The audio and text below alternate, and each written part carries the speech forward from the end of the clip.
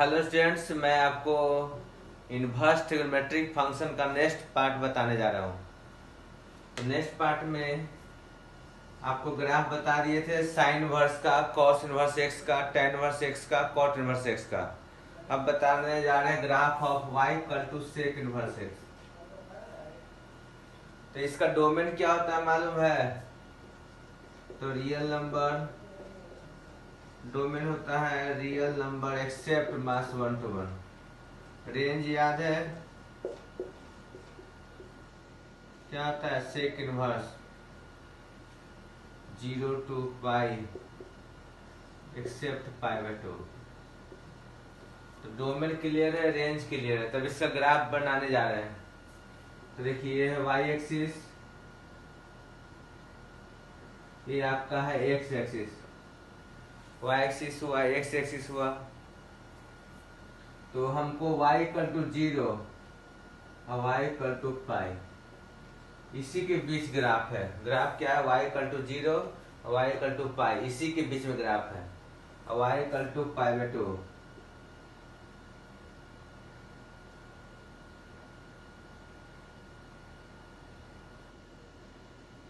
Y equal to pi. ये graph क्या है? Y equal to pi. Clear?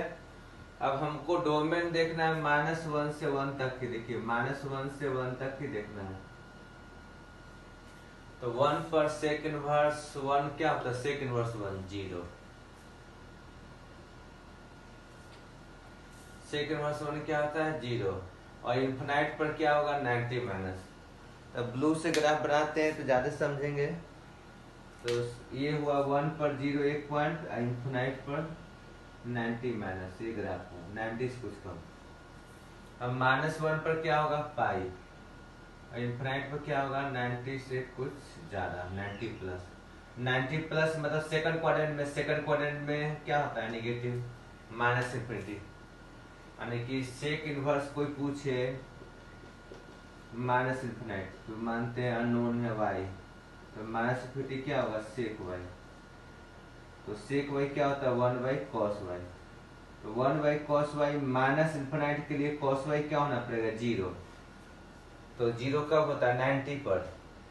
तो 90 पर तो एग्जैक्ट 1/0 अनडिफाइंड होगा, तो 90 प्लस लेंगे, तो 90 प्लस है। अब प्लस इन्फिनिटी होगा तो 1/0 cos वाई 0 होना चाहिए, तो 90। लेकिन एग्जैक्ट 0 होगा तो 1/0 अनडिफाइंड हो जाता है, तो 0 प्लस cos वाई कब होगा? तो फर्स्ट क्वाड्रेंट में 90 माइनस। लिमिट थोड़ा पढ़ेंगे तो ये सब क्लियर हो जाएगा। ऐसे भी 90 पर कोई वैल्यू नहीं होता है। जैसे कोई पूछेगा सेक ऑफ 90 डिग्री या सेक ऑफ पाई/2, तो 1/cos पाई/2 0, इसका कोई वैल्यू नहीं। इन्फिनाइट भी कहेंगे तो गलत है, माइनस इन्फिनाइट भी कहेंगे तो गलत है। 1/0 प्लस जो होता है ना, ये होता है इन्फिनाइट, और 1/0 माइनस जो होता है ये माइनस इन्फिनाइट होता है। यहाँ cos वाई क्या होगा? 0 माइनस का मतलब 90 प्लस। और यहाँ प्लस इन्फिनाइट कब होगा? प्लस इन्फिनाइट जब cos y 0 plus means 90 minus. ये ग्राफ बन गया। ये ब्लू जो है यही ग्राफ है, ब्लू जो दिख रहा है यही ग्राफ है।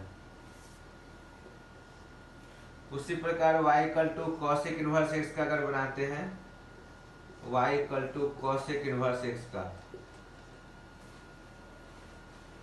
तो यहां भी देखिएगा तो डोमेन क्या होगा? Real number except minus 1 to 1। और रेंज क्या होता है इसका? तो -पाई/2 से पाई/2 एक्सेप्ट 0। ये वाई एक्सिस है, एक्स एक्सिस है। अब हमको ग्राफ खींचने जा रहे हैं इसका। तो रेंज देखिए -पाई/2 से पाई/2 एक्सेप्ट 0, तो वाई इक्वल टू पाई/2 हुआ, फिर वाई इक्वल टू -पाई/2 हुआ, एक्सेप्ट 0 है। अब रियल एक्सेप्ट मास 1 to 1, तो मास 1 और 1 के बीच, ये मास 1 है या 1 है, इसके बीच डोमेन ही नहीं है। मास 1 और 1 के बीच में कोई डोमेन नहीं, यहाँ भी मास 1 और 1 के बीच में कोई डोमेन नहीं है। तो आप देखिए कैसे बनाएंगे। तो 1 पर क्या वैल्यू आएगा? Cosec inverse 1। 90 और इन्फिनाइट पर क्या हो जाएगा 0 प्लस। अब कॉसेक इनवर्स -1 क्या होगा -90 और इन्फिनाइट माइनस इन्फिनाइट पर क्या होगा 0 से कुछ कम 0 माइनस। ये ग्राफ है और आपका ये ग्राफ है, बीच में कोई ग्राफ नहीं है। तो ये किसका बना तो कॉसेक इनवर्स एक्स का। तो सेक इनवर्स एक्स का कॉसेक इनवर्स एक्स का ग्राफ समझ में आ गया। जस्ट हाइपरबोला टाइप का दो पार्ट दिख रहा है, यहाँ भी हाइपरबोला टाइप का दो पार्ट दिख रहा है। क्लियर।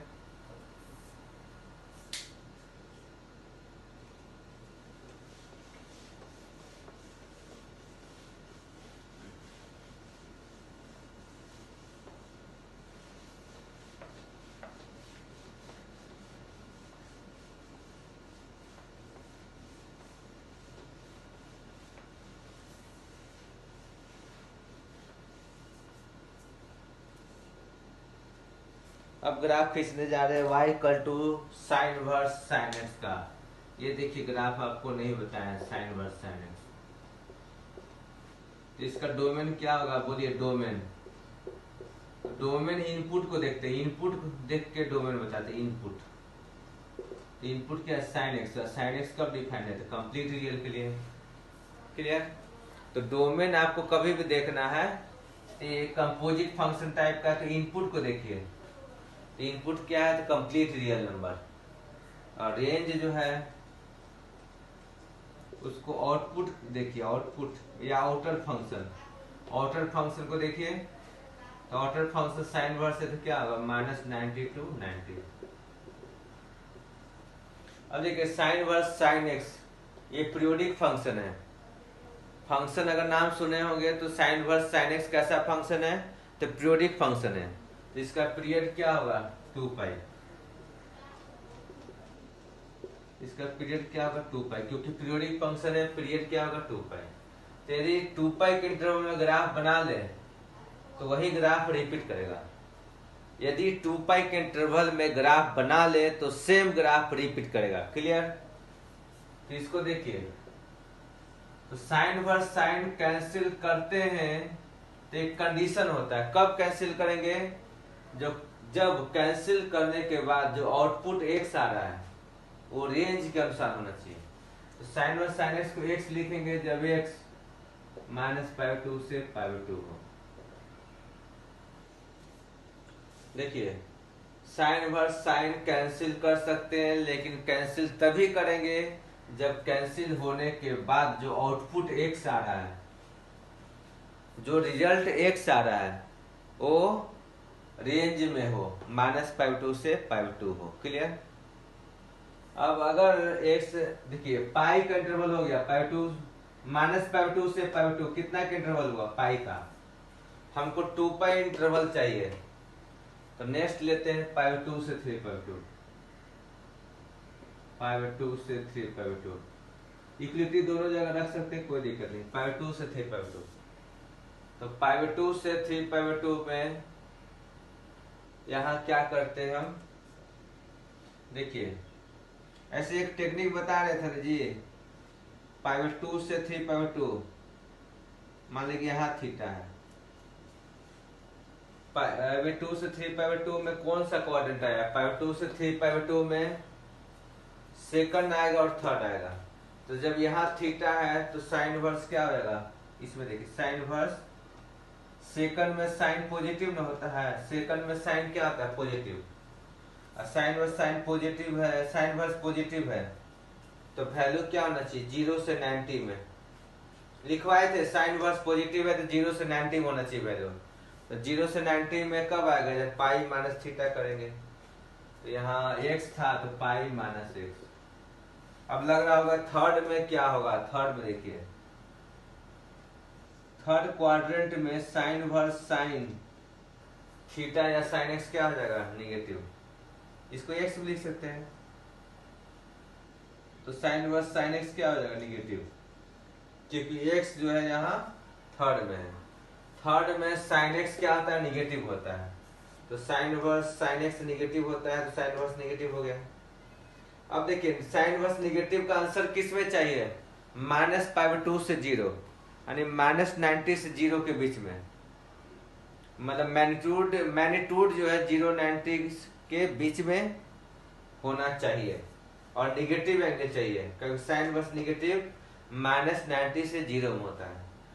तो देखिए ये कम है और ये अधिक है, तो कम में से अधिक घटाएंगे तभी निगेटिव आएगा, और ये एंगल ऑब्वियसली 90 से कम है, तो ये इसमें भी π-x है।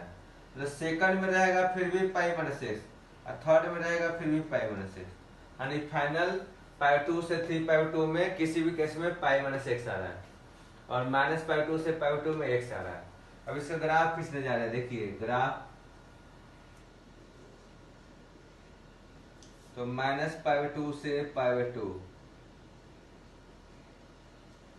में ग्राफ कैसा होगा, -π2 से π2 में, तो -π2 से π2 में y क्या है, x, तो ग्राफ किस लिए y इक्वल टू x हो गया, y इक्वल टू x आ गया। अब π2 से 3π2 में, π2 से 3π2 में, तो π2 से 3π2 में क्या लाए y π-x, और y इक्वल टू π-x क्या है, एक स्ट्रेट लाइन है, y इक्वल टू π-x क्या है, स्ट्रेट लाइन। स्ट्रेट लाइन के लिए कोई दो पॉइंट को मिला देंगे, काम हो गया। तो π2 पर क्या आ रहा है, π2 पर π2, तो यही पॉइंट हुआ। फिर 3π2 पर क्या आएगा, -π2, अब पाई पर 0 आएगा, तो ये मिला दिए, ये पाई पर 0 आ रहा है, मतलब किससे पास कर रहा है, तो 0,0 से। देखिए 0 से पास किया, एक्स कोऑर्डिनेट खाली लिख रहे हैं, तो 0 से पास किया, फिर पाई से, इसलिए कोऑर्डिनेट लिखेंगे तो 0,0 पाई,0। इसका स्लोप कितना है, इसका स्लोप 1 है, इसका स्लोप -1। अब ग्राफ यही ग्राफ रिपीट होगा, क्यों, क्योंकि पीरियोडिक का मतलब क्या होता है, पीरियोडिक फंक्शन विथ पीरियड 2π, मतलब 2π के इंटरवल में ग्राफ बना लेते हैं तो सेम ग्राफ रिपीट होगा। तो इस सेम ग्राफ रिपीट कीजिए, तो आगे फिर देखिए ट्रायंगल बन रहा है इस टाइप का, बेसलेस ट्रायंगल, बेस नहीं है ट्रायंगल बना, तो उसी तरह फिर से बना दीजिए बेसलेस ट्रायंगल, इधर फिर से बना दीजिए बेसलेस ट्रायंगल, तो यही रिपीट होगा। जो ब्लू से बनाए हैं वो 2π इंटरवल में वही रिपीट होगा। पास कैसे करेगा, तो 0 से, पाई से, 2π से, 3π से, स्लोप देखिए 1 -1, तो इसके पैरेलल है तो स्लोप 1, इसके पैरेलल है दूसरा का स्लोप -1, इसका ये दूसरे वाले पैरेलल है स्लोप -1, स्लोप 1, ये 0 से पास कर रहा है तो -π से, फिर -2π से, इस तरह कंप्लीट ग्राफ बन गया। ग्राफ का भी यूज हम लोग करेंगे, इवन एरिया बॉन्डेड चैप्टर पढ़ेंगे आगे चल के, तो उसमें भी मिलेगा, और ITF में भी मिलेगा, एरिया बॉन्डेड और ITF में भी मिलेगा। तो ग्राफ ठीक से समझ गए, याद भी कर सकते हैं, -π2 से π2 में x, π2 से 3π2 में π-x हुआ, ये ट्रायंगल बना, और उसी को हम लोग रिपीट कर रहे हैं। क्लियर।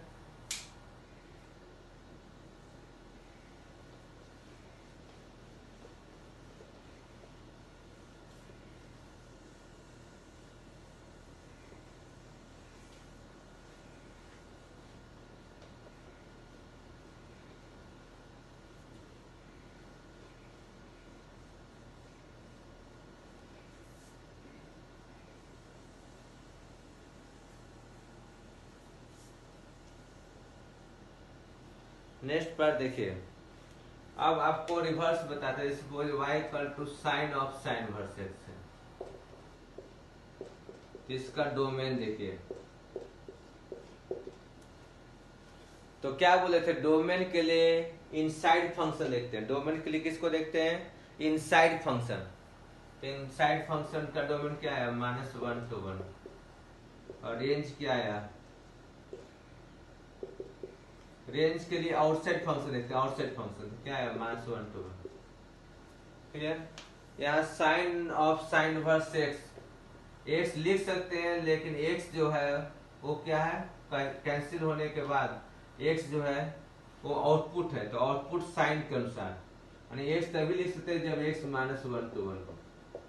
तो कंप्लीट डोमेन के लिए लिखा गया x, तो यहाँ ग्राफ बहुत इजी है, यानी y इक्वल टू एक्स होगा कंप्लीट डोमेन में, क्योंकि कंप्लीट डोमेन जो है वही इसका रेंज है। डोमेन रेंज मैच कर गया तो कैंसिल कर सकते हैं y इक्वल टू एक्स। तो यहाँ ग्राफ जो बनेगा ये -1 से पूरी 1 है, तो -1 to 1 एकदम सिंपल ग्राफ क्लोज ही होगा y इक्वल टू एक्स। इसका स्लोप क्या होगा 1, y equal to x slope क्या होगा 1।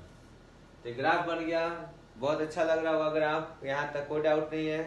तो साइन वर्स साइन एक्स और साइन वर्स एक्स दोनों का बता दिए graph.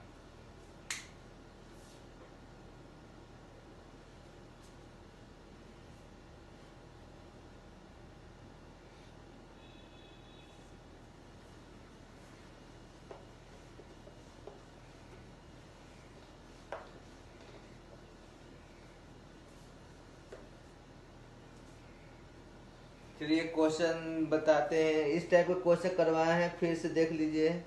Suppose tan verse tan x निकालना है, तो ग्राफ जाने के फिर भी बनेगा, ग्राफ नहीं जानते इसका फिर भी बनेगा।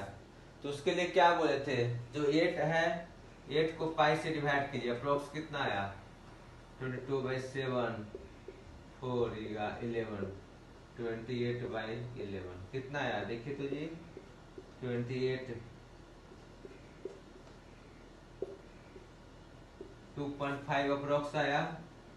तो 8 कितना हुआ 8/पाई 2.5 अप्रोक्स आया, तो 8 आया 2.5 पाई। अब इसको देखिए एकदम समझ 2.5 पाई कहाँ होगा, 2.5 से कुछ ज्यादा होगा, रुकिए अभी फिर कंफ्यूजन हो रहा था, 5 0 2.54 पाई, 2.5 पाई क्या होगा, ये 3 पाई हुआ, ऑड पाई यहाँ होता है 3 पाई, याद कीजिए ऑड पाई 3 पाई यहाँ होता है, 3 पाई में से पाई 2 घटा देंगे तो 2.5 पाई यहाँ होगा। 3 पाई में से 0.5 पाई मतलब 0.5 पाई मतलब पाई/2, इससे पाई/2 घटाएंगे तो ये हो जाएगा। और यहाँ हम लोग का है 8 जो है ये है जो अप्रोक्स 2.54 पाई लाए थे।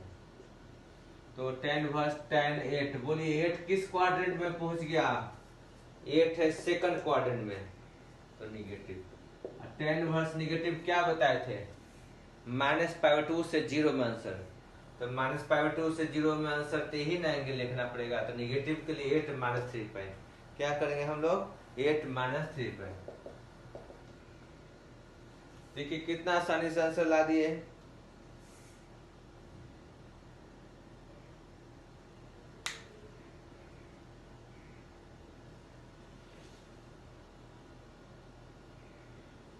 चलिए कुछ और देखते हैं क्वेश्चन।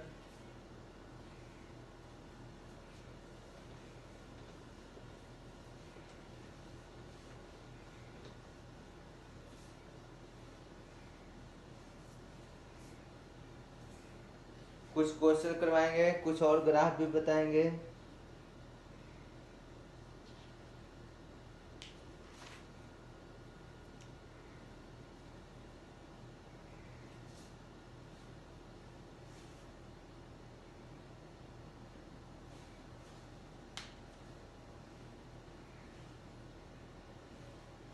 जैसे अगर आपसे पूछ दे tan वर्स -10 13/8, तो कैसे बनाएंगे, तो आपको बताया गया था फॉर्मूला, tan वर्स -x क्या होता है, minus of tan verse x, ये फॉर्मूला बता चुके हैं। tan वर्स -x क्या होता है, तो minus of tan verse x होता है। यहाँ माइनस को बाहर कर देंगे तो क्या होगा, माइनस ऑफ tan वर्स 10 13/8। 13/8 को सिंप्लीफाई कर सकते हैं, देखिए कैसे, 13 पाई को लिख सकते हैं 16 पाई -3 पाई बाई 8, 10 कितना हो गया 2 पाई -3 पाई बाई 8। और tan 2 पाई - थीटा क्या होता है, याद है tan 2 pi - theta -tan 3 pi by 8। तो माइनस टेन इनवर्स, और इसको चेंज किए तो माइनस टेन 3/8 आ गया। फिर माइनस बाहर करेंगे इसी फॉर्मूला से, तो क्या हो जाएगा टेन इनवर्स टेन 3/8। देखिए काटने का मन शुरू में भी कर रहा होगा, यहाँ काट दे, लेकिन काटने का मन करने से नहीं होता है, यहाँ तभी काटेंगे जब रेंज में हो। तो 3/8 जो है 3/8 4/8 से कम होगा, 3/8 90 से कम है, मतलब 90 से कम है और 0 से ज्यादा ही है। तो 0 और 90 के बीच में, तो रेंज के अंदर ना गया जी, रेंज के अंदर है। 3/8 क्या है, tan इनवर्स के रेंज के अंदर ही है, तो कैंसिल अब कर सकते हैं। पहले जो नहीं कर पा रहे थे क्योंकि ये 90 से ज्यादा था, तो पहले कैंसिल नहीं कर पा रहे थे, लेकिन अब कैंसिल कर देंगे। तो सही आंसर इसका क्या आ जाएगा 3/8। समझ में आ गया?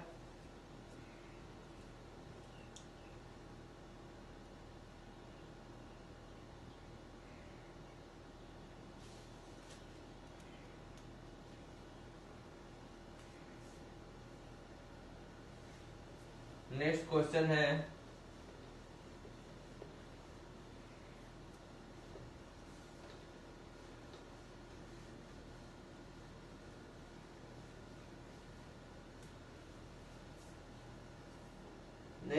आपको दे दे, सपोज tan ऑफ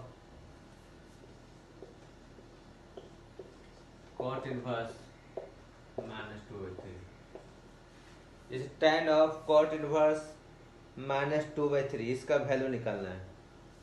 तो ये फॉर्मूला आपको बताए थे, याद तो नहीं होगा, याद है तो बहुत खुशी की बात है। cot इनवर्स -x का क्या फॉर्मूला बताए थे, याद है? cot इनवर्स -x तो बताए थे pi minus cot inverse x। cot inverse -x क्या बताया गया था, pi minus cot inverse x। तो वही यूज करेंगे, तो tan pi minus cot inverse 2/3। और tan इसको थीटा समझिए, तो tan पाई माइनस थीटा क्या होता है, माइनस tan थीटा, सुने हैं? और थीटा किसको समझे हम, cot इनवर्स 2/3 को थीटा समझे। तो cot इनवर्स और tan पाई माइनस थीटा क्या होता है, माइनस tan थीटा। आप cot इनवर्स 2/3 को क्या समझे, थीटा, तो cot थीटा क्या हुआ 2/3, तो tan थीटा क्या हो गया यहाँ से 3/2। तो tan थीटा का वैल्यू रख दीजिए, उधर से क्या गया -3/2 आंसर। तो बहुत इजी लग रहा होगा।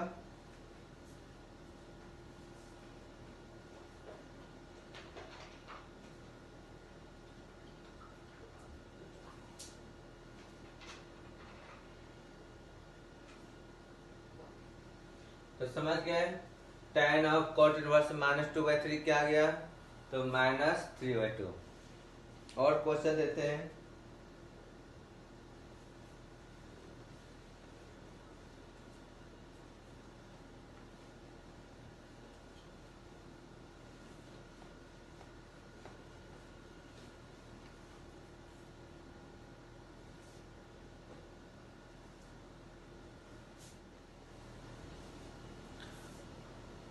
चलिए बताते हैं नेक्स्ट क्वेश्चन।